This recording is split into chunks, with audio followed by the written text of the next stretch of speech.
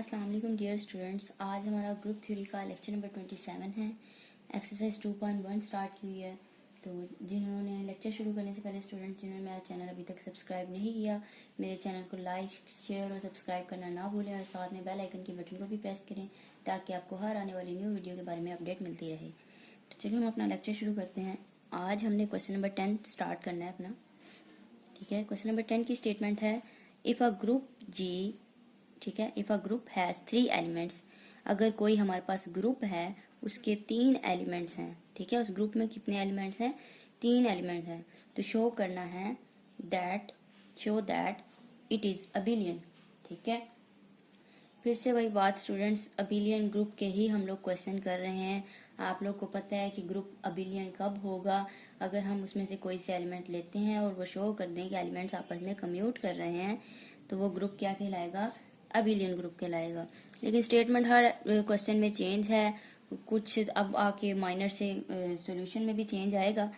तो शो जो तरीकाकार है, बाकी जो शो करना है वो अबिलियन वाले ही अभी हम क्वेश्चंस कर रहे हैं। ठीक है, तो एक बार फिर से सुन लें स्टेटमेंट कि अगर ग्रुप है हमारे पास, उस ग्रुप में 3 एलिमेंट्स हैं। If a group G has 3 elements, तो शो करना है show that it is abelian group. ये जो ग्रुप है वो अबिलियन ग्रुप है। तो देखिए स्टूडेंट्स, इसको हम केस बना लेते हैं, इसमें केस डिस्कस करेंगे हम। वो किस तरह से कि अब देखें, पहले हमने जो क्वेश्चन किया उसमें क्लियरली कहा हुआ था कि अगर एलिमेंट हम ग्रुप में से ले रहे हैं तो उसका जो इन्वर्स होगा वो हर एलिमेंट अपना ही इन्वर्स खुद रखता है। ठीक है, तो हमने शो किया था कि ये जो ग्रुप है अबिलियन है। तो स्टूडेंट्स, इसमें तो कोई बात नहीं कही हुई, तो फिर हमें सोचना पड़ेगा थोड़ा सा कि इसके कितनी पॉसिबिलिटीज हो सकती हैं अबिलियन ग्रुप होने के लिए। तो इस तरह से हम केस डिस्कस करते हैं। सबसे पहला हमारे पास केस है, केस 1 की अगर बात की जाए, केस 1 है हमारे पास। अगर हम कहें केस 1 है हमारे पास, हम लेट कर लेते हैं, let every non identity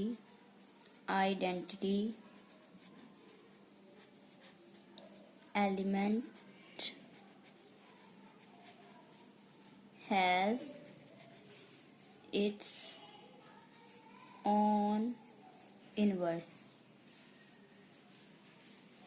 sorry students, मैंने यहाँ पे लेट नहीं किया। हमारे पास जो एलिमेंट्स थे यहाँ पे हम लेट कर लेते हैं। सबसे पहले हम लेट कर लेंगे, कोई से 3 एलिमेंट्स हैं ना ग्रुप के, तो हमने लेट कर लिया।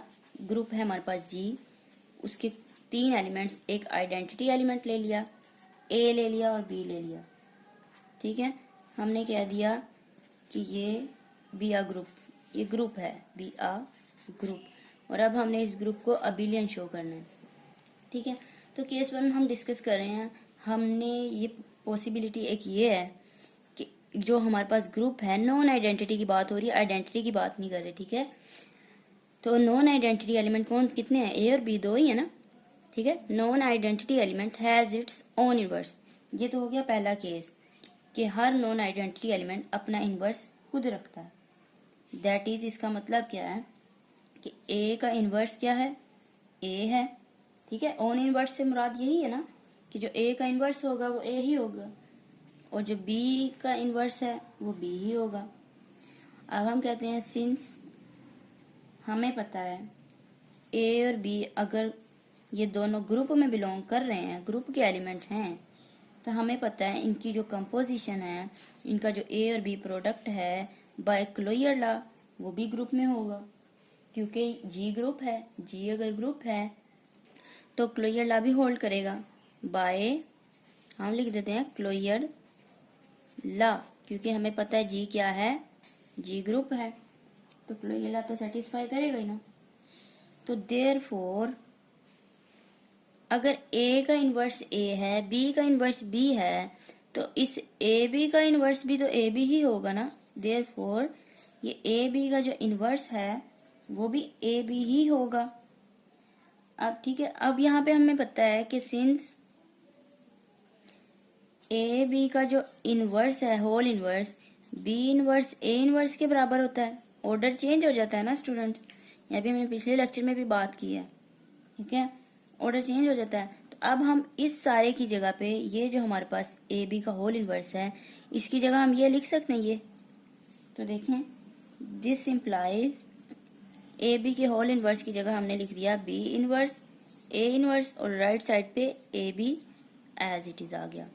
ठीक है स्टूडेंट्स, अब हमें ये भी पता है कि जो बी का इनवर्स है वो बी है और ए का इनवर्स ए है, तो दिस इम्प्लाइज हम बी इनवर्स की जगह बी और ए इनवर्स की जगह ए लिख सकते हैं, बराबर है ए बी।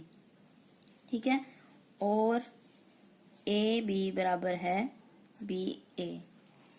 तो पहली पॉसिबिलिटी तो स्टूडेंट्स ये हो गई हमारे पास केस 1 कि अगर तो हर एलिमेंट का अपना ही इनवर्स हो तो हमने शो कर दिया कि जो ग्रुप हमारे पास है वो अबिलियन ग्रुप है।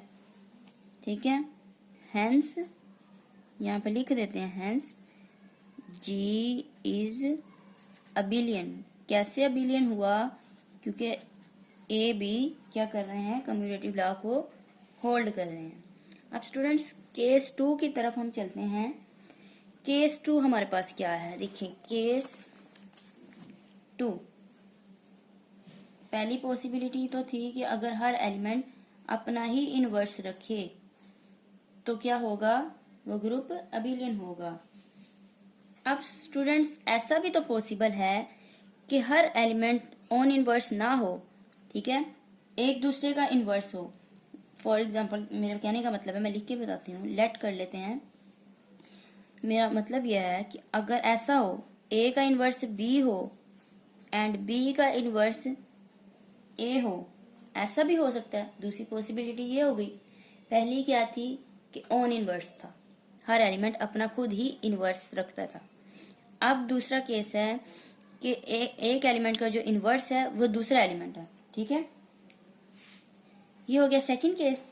अब हमें पता है सिंस ये ए और बी तो ग्रुप के एलिमेंट हैं, अगर ये ग्रुप के एलिमेंट हैं तो this implies A B, B group में होगा बाय क्लोजर लॉ, क्योंकि जी हमें पता है जी इज आ, जी ग्रुप है, जी अगर ग्रुप है तो क्लोजर लॉ भी सेटिस्फाई होगा। ठीक है स्टूडेंट, तो अब हम ये कह सकते हैं सिंस हमें पता है अगर ए का इनवर्स बी है और बी का इनवर्स ए है, तो क्या हम ये कह सकते हैं ए बी का जो इनवर्स है इस ए बी का वो बी ए है।